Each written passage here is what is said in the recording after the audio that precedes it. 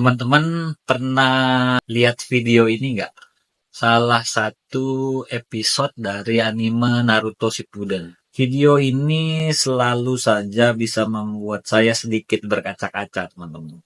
Dari video ini, kita bisa belajar bahwa validasi itu didapatkan dengan value yang kita punya, dengan effort dan perjuangan yang kita lakukan, dan kemampuan yang kita punya untuk memberikan yang terbaik. Dewasa ini, orang banyak yang mencari-cari validasi dengan gimmick, dengan menjelek-jelekkan orang lain, seolah-olah berharap betul untuk mendapatkan validasi bahwa dirinya telah melakukan yang terbaik.